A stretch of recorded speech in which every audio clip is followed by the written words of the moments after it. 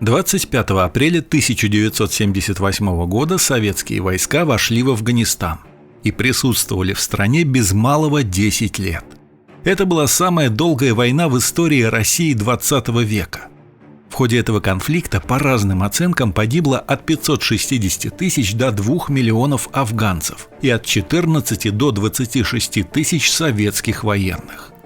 Парадокс заключается в том, что никто из руководителей так и не дал ясного ответа, для чего мы вошли на территорию Афганистана. Эта война оставила в нашей памяти много незаживающих ран. Рассказы ветеранов-афганцев открывают массу шокирующих подробностей того страшного десятилетия, о чем не все хотят вспоминать. И вот лишь некоторые из них.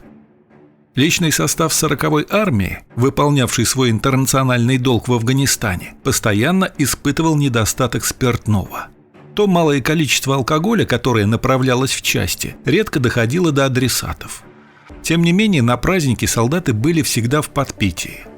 Этому есть объяснение. При тотальном дефиците спиртного наши военные приспособились гнать самогон. Легально это делать запрещало начальство. Поэтому в некоторых частях существовали свои особо охраняемые пункты самогоноваренья. Головной болью для доморощенных самогонщиков стала добыча сахаросодержащего сырья. Чаще всего использовали трофейный сахар, изъятый у маджахедов. Отсутствие сахара компенсировали местным медом, представлявшим из себя куски грязно-желтого цвета. Этот продукт отличался от привычного нам меда, обладая отвратительным привкусом. Еще более неприятным на его основе получался самогон. Впрочем, обходилось без последствий. Ветераны признавали, что на афганской войне были проблемы с контролем личного состава. Часто фиксировались случаи систематического пьянства. Говорят, что в первые годы войны спиртным злоупотребляли многие офицеры. Часть из них превратилась в хронических алкоголиков.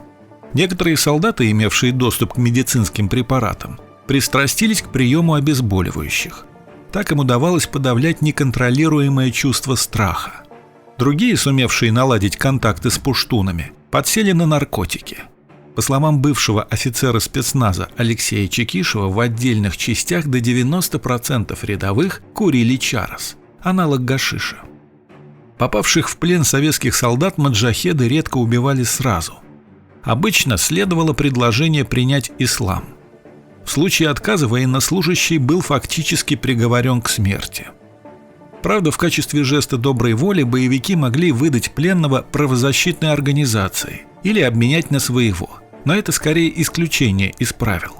Практически все советские военнопленные содержались в пакистанских лагерях. Вызволить откуда их было невозможно.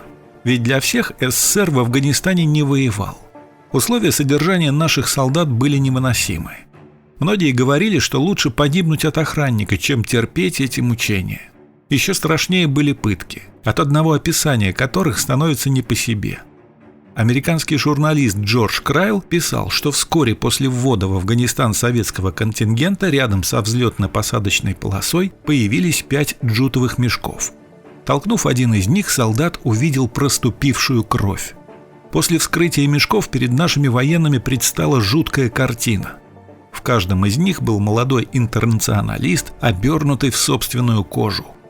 Медики установили, что сначала кожа надрезалась на животе, а затем завязывалась узлом над головой. В народе казнь прозвали «красный тюльпан».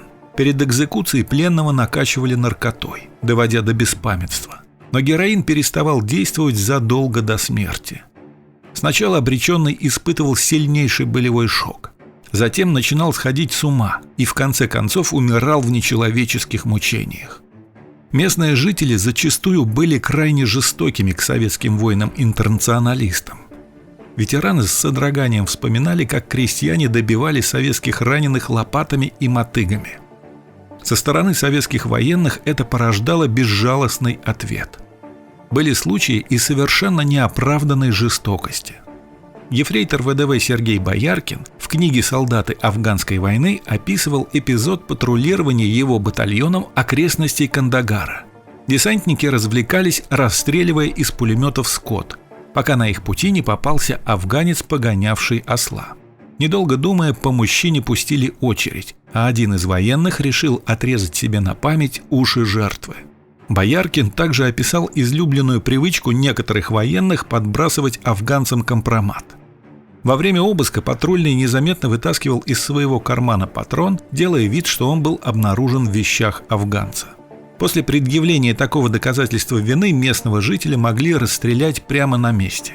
Виктор Марочкин, служивший механиком-водителем в 70-й бригаде, дислоцированной под Кандагаром, вспоминал инцидент, произошедший в поселке Таринкоут. Предварительно населенный пункт был обстрелян из града и артиллерии. В панике выбежавших из кишлака местных жителей, в том числе женщин и детей, советские военные добивали из Шилки. Всего здесь погибло около 3000 пуштунов. 15 февраля 1989 года последний советский солдат покинул Афганистан. Но отзвуки той беспощадной войны остались. Их принято называть афганским синдромом. Многие солдаты-афганцы, вернувшись к мирной жизни, так и не смогли найти в ней место. Статистика, появившаяся через год после вывода советских войск, показала страшные цифры. Около 3700 ветеранов войны находились в тюрьмах. 75% семей афганцев столкнулись либо с разводами, либо с обострением конфликтов. Почти 70% воинов-интернационалистов не были удовлетворены работой.